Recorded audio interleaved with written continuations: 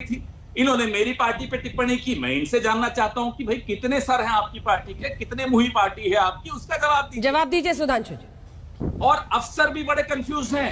अंजना जी, आपको नहीं मालूम होगा या मालूम होगा, मैं नहीं जानता, अफसरों में हम भी उठता बैठते हैं। अफसर बड़े कंफ्यूज हैं।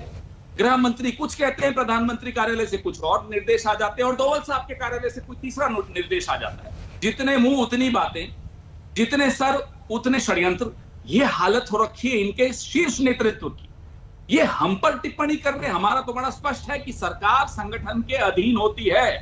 जब चुनाव में जाते हैं तो सरकार और संगठन दोनों मिलकर सामने जाते हैं, दोनों चेहरे सामने जाते हैं, और उसके बाद जब जीतते हैं, जो कि होगा, तब विधायक दल की बैठक तय करेगी कि मुख्यमंत्री कौन होगा। और स्पष्ट है, वो सीधे आपकी सरकार पर खड़ा कर रहे हैं सवाल कि दो मुंह आप है। बिल्कुल जवाब देता हूं। हम बिल्कुल भाई, हमारे यहां स्थिति बहुत स्पष्ट है। हमारे यहां एक ही चेहरा होता है जो हर नेता खड़े होकर अपने भाषण में शुरुआत करते हुए अंत में क्या बोलता है, भारत माता की जय। चाहे मोदी जी हो या अटल जी हो, अडवाणी जी हो, दीनदयाल जी से लेके आज तक सब एक ही चेहरा है। रही बात कंफ्यूजन की, तो ये बात जब कांग्रेस के प्रवक्ता कहते हैं 2.5 साल हो गए 2019 को हुए, भाई राहुल गांधी जी अध्यक्ष पद छोड़ दिए मगर पूरी एक्टिविटी अध्यक्ष की है।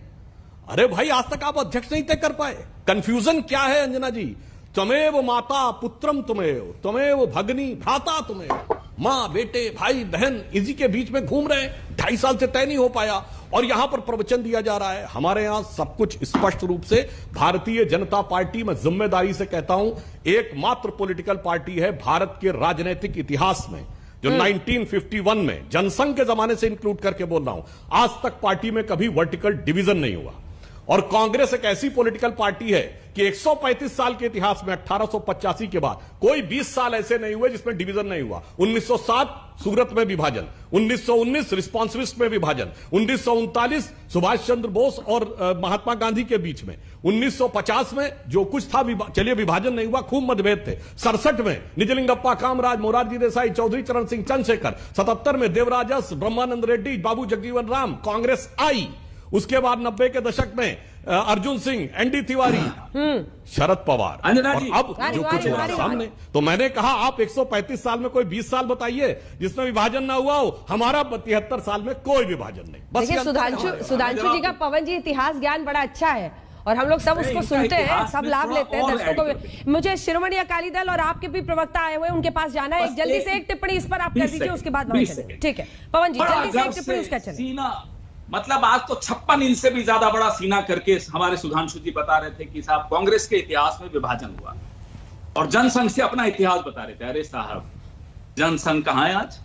आपकी तो पार्टियों का अस्तित्व ही समाप्त हो जाता है। हिंदू महासभा पे पहले वरदहस्त रखा आरएसएस ने, खत्म। उसके बाद जनसंघ बनी, खत्म। अब भाजपा का भी कब खत्म कर देंगे हमें नहीं मालूम।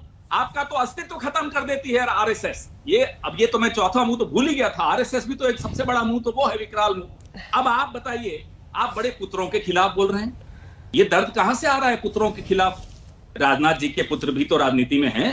ये दर्द वहां से आता है या जय शाह से ये दर्द आता है? ये दर्द कहां से आता है? अनुराग ठाकुर से आता है ये दर्द आपको, या हमारी वसुंधरा जी के बेटे दुष्यंत से आता है ये दर्द आपको? ये दर्द कहां से आ रहा है आज पुत्रों के खिलाफ और डायनेस्टी के खिलाफ? मुझे आज ये अपनी आपकी निजी पीड़ा हो सकती है। अगर निजी पीड़ा है तो मैं कहीं और स्टूडियो के बाहर आपसे निजी तौर पे बात कर लूंगा, और अगर ये सार्वजनिक पीड़ा है तो मुझे बताइए कि अनुराग ठाकुर को मंत्री क्यों बनाया गया, जय शाह को बीसीसीआई का अध्यक्ष क्यों बनाया गया, राजनाथ सिंह जी के पुत्र को टिकट क्यों दी गई, और क्यों वो मंत्री बनने के लिए आपाधापी लगाए रखे हैं सुबह से शाम तक? ये तमाम जवाब दीजिए। दुष्यंत सिंह क्यों सांसद बन जाते हैं हर 5 साल बाद? क्यों उन्हें टिकट मिल जाती है? और भी कई हैं, 40-50 आपके। और बताइए पवन जी, आपके ज्योतिरादित्य सिंधिया को भी ले गए वो। हमारे भी डायनेस्ट को ही ले जाते हैं साहब। जितिन प्रसाद हो, ज्योतिरादित्य सिंधिया हो, साहब को ले वहां भी। अरे साहब, आपके डाका डाले आप सुधांशु जी, और कहे कि ये सब हमारी कांग्रेस की बीमारी है। डाका डाले आप। अब तो कम से कम डायनेस्टी का बोलना बंद कर दीजिए। अपने डायनेस्ट तो आपके पूरे हुए नहीं, अपने हमारे भी ले जा रहे हैं डायनेस्ट। सुधांशु जी, मुझे